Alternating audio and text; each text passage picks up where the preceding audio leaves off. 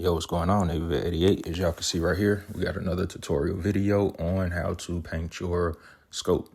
Now, you pretty much can use these same techniques, honestly, for all different types of accessories, weapons, whatever. You know, as long as you're doing the right, proper, should I say, prep work, everything will be fine. And I'll kind of show you guys, give you pretty much the rundown on how I did mine. All right, so right here, as you can see, these are going to be some of the pieces that we're going to separate from the actual scope itself. As you can see, it has a mount on it, and it also has screw caps that are covering the adjustment sections for your windage and your elevation. So we're going to make sure that we get those off first, and we're going to tape all of that up, make sure that we get those threads taped as well, because, you know, you don't want to get all that paint and gunk inside of your threads when you're trying to screw it on and off. All right, and then right here, we're just going to go ahead and unscrew our mounts. As you can see, we have a mount in the front, mount in the back. They got screws in the top as well. So we're going to go ahead and take those off, as well as the caps. Like I said, you know, we're not really worried about painting the caps because I don't typically have the caps on to begin with. But yeah, like I said, we're going to take these screws off from the mounts. We're going to tape everything up top. We're going to tape the lenses up, make sure we don't get any type of paint or anything like that overspray on the glass. And there you go for that. All right, right here, as you can see, this is our prep work part. This is one we're going to be using. We have just basically some rubbing alcohol, got a little cotton pad that we're going to pretty much use to wipe off all of the excessive grease and anything that shouldn't be on the material. Inside right here, as you can see, there is this little Teflon looking piece kind of taped inside, and that's to actually keep the scratching and marring from on the rifle scope. So we're just pretty much going to tape that inside too to keep that safe. Right here, as you see, we got our caps. We're going to tape the inside of those caps up and protect those threading positions. And we'll just use the masking tape really to just pretty much go over the windage and elevation sections as well. And then, like I said, putting it inside of the lens covers.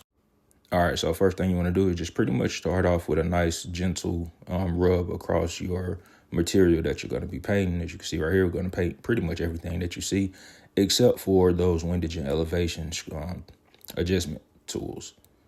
Now that we got everything cleaned up, we're just going to work our way around, pause, and we're just going to make sure that we're getting all of the grease, you know, anything that might have been on your hands from any time you using it, picking it up, stuff like that. You know, we just want to make sure that we can do everything we can to make the paint adhesive so that it doesn't come off, flake off. And we also have another trick for that also as well when it comes to doing your final process of your painting job. All right, so right here, we're going to go ahead and wipe off our caps, get the caps cleaned up, make sure that we don't have any extra grease or anything like that from our hands on them.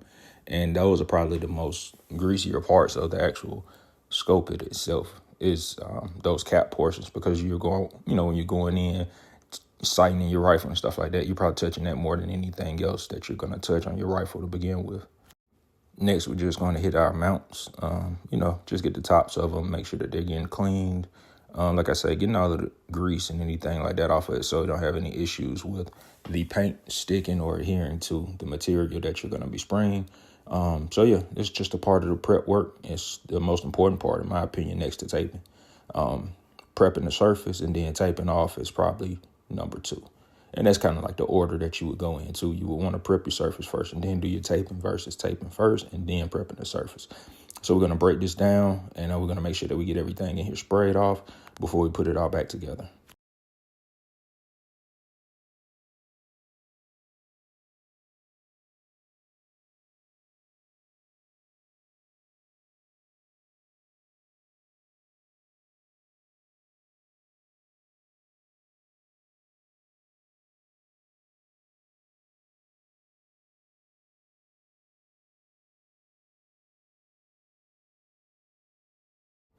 All right, so now as you can see, we got everything taped off. Everything is wiped down, of course, with the alcohol pad, alcohol wipes. Now we can kind of, you know, go ahead, double check, make sure all our threads are covered. You want to make sure everything is blocked in. As you can see, we have our lens covered up in tape. And then the deeper end of the front end of the lens, we actually have paper and something else that's down inside of there to make sure that no overspray gets on that area of the lens. As you can tell right here, we're not too worried about the hash marks or anything, you know, pretty much marking, letting you know which magnification you're on and things like that. You know, we know how to adjust it, so we're not too worried about it. Shout out to CV Life for sending us this rifle scope a couple years ago to review. We appreciate you. Thank you. As you can see right here, we got our tail caps or our adjustment caps taped up. Got the threads taped up. Make sure we don't get any overspray inside of those so that we don't have any issues when it comes to screwing it on. We have the inside of our mount pieces that are, have the Teflon piece to protect the, material on the actual scope. All right, so we're going to start with our first paint coat. And as you can see right here, we're using a dark brown, kind of like a flat matte black forest brown color. So we're pretty much just going to mist over that. We don't need a lot of, spray on it really because it's already a black cap to begin with. So it's already got that dark color to it. And right here, we're just pretty much going to spray the same way that we did the caps. We're going to do the mounts with that dark brown spray. And you'll see why we used a darker color coat in the end, because that dark color coat is really going to help bring out the lighter spray that we're going to use, which is going to be a tan. So it's going to be pretty much like a brown tan camo colored paint job, basically. So as you can see now, we're using a flat earth brown by Rust-Oleum. That's pretty much the paint company that I use for all of my paint jobs. So yeah, if you want any type of paint to use for anything, check out Rust-Oleum. We're going to just mist this around, make sure that we just pretty much covering it.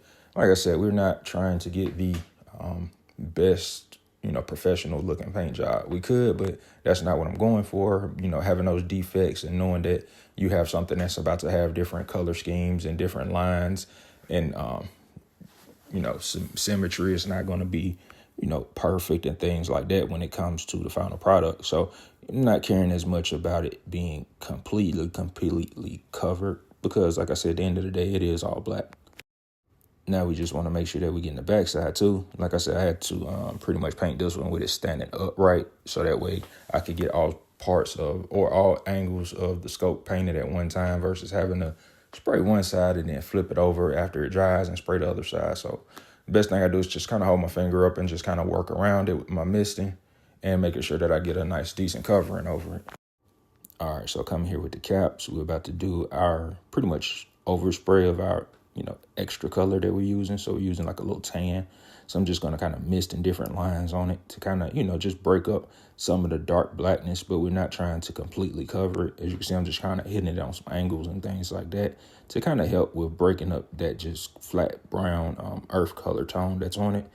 And that's pretty much it. You'll see in the final product why I use this color and why I use the dark brown. So now we're just kind of putting a little line here, putting a little line there, nothing crazy, and just keep it moving.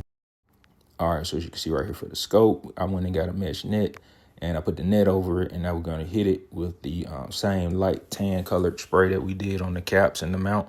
You can see right here, just kind of adjusted some to get it exactly where I wanted it before I started to get ready for my spray job.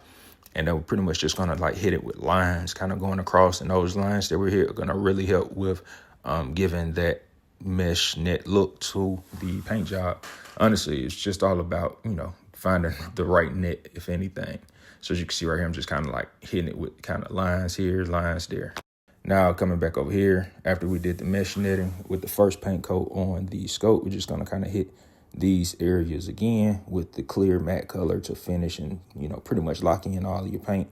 So that's the key to ending a good paint job after you've done the proper prep work and you got everything sprayed. Get you a nice clear coat. If you're using matte colors, then, get you a matte clear coat and pretty much seal that paint in, because in the end, it's going to help from all of that rubbing and that gritty, grainy feeling on everything.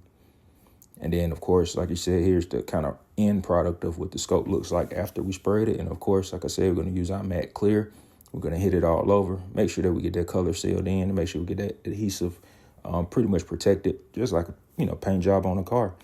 And once we get that done, you'll, let it dry and be good to go. And like I said, when you get to touching and grabbing it, no different than a pistol grip or a foregrip or, a rail mount or anything like that. As long as you use your clear coat after you're done painting, you're going to have a really, really good experience with that, whatever it is that you painted over time. So just always remember, once you get your paint finished, get your clear coat, cover it up and keep it protected.